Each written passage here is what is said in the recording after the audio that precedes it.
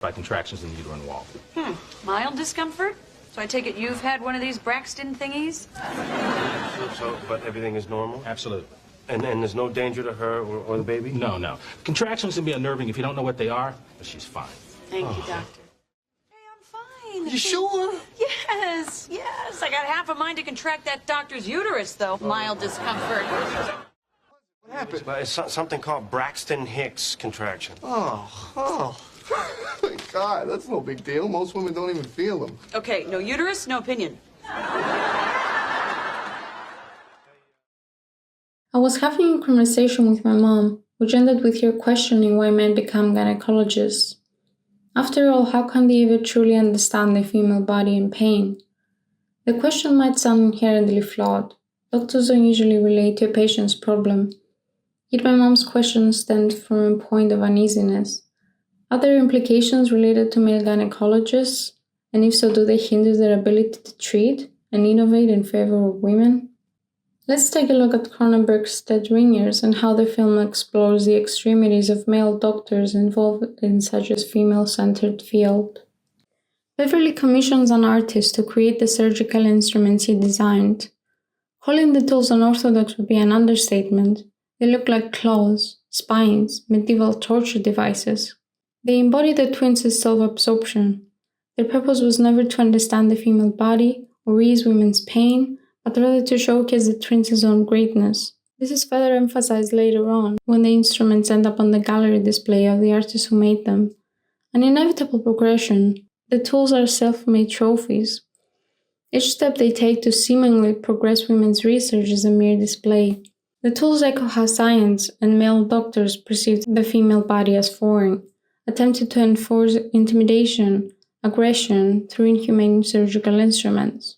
Our lack of understanding regarding how the female body works, reacts, and recovers has only hurt women over the years. Hopefully we've now come to the consensus that the female body is neither mythical, alien, nor tied with the devil. It is simply different, yet some people still consider the discourse around our genetic differences controversial. Exposing yourself during a medical procedure is already a source of anxiety and insecurity for most. You put your trust into someone's qualifications and decency. A woman on the examining table expresses her discomfort.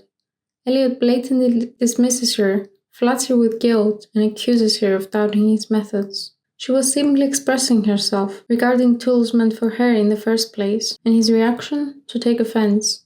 His ego is triggered and her place is compromised. Open legs, alone in the room, defenseless. The scene also portrays the hysteria often synonymous with women who do not perfectly align with medical expectations. When it comes to maternity care, a study found that mistreatment is often apparent in the form of lack of response for calls for help, forceful acceptance of unwanted treatment, and being scolded. Eddie remarks to Claire that the insides of a woman are beautiful. This fetishizes the female anatomy as a result. A fascination that serves more appropriately the gaze of an explorer rather than that of a medical practitioner. When discussing the Shrouds, Cronenberg reaffirms, "You envy a surgeon who really gets to see the inside of a lot of bodies and gets to see the reality of what the entire human body is and how it functions." Cronenberg treats human anatomy not as an extension of the human condition, but a primal part of it. The only way to holistically comprehend existence is to have a proper understanding of our insides. The twins share Cronenberg's fascination without acquiring any sensibility and empathy to their approach. On the contrary, there is a perverse nature to their practice, triggered by the insides of a woman. To make matters worse, the twins share women between themselves, giving them no chance whatsoever to understand and agree to sleep with both. Once again, they leave women out of conversations that directly involve them. Dead Ringers is a horror film, serving as a reminder of the medical field's inadequacies towards women over the years, from dismissal to lack of research, and more seriously the violation of their bodies. The film portrays the experiences of many. It has, however, become apparent that over the last few decades, women are beginning not only not to have a preference when it comes to the gender of the doctor, but might actually prefer men. Hopefully this signals a surge of male doctors with sensibility and patience. But for every pleasant encounter, there might be a disappointing one. Only if women are heard, noticed, and properly treated, this medical gap can begin to close, and the stigma of male gynecologists can be properly shattered.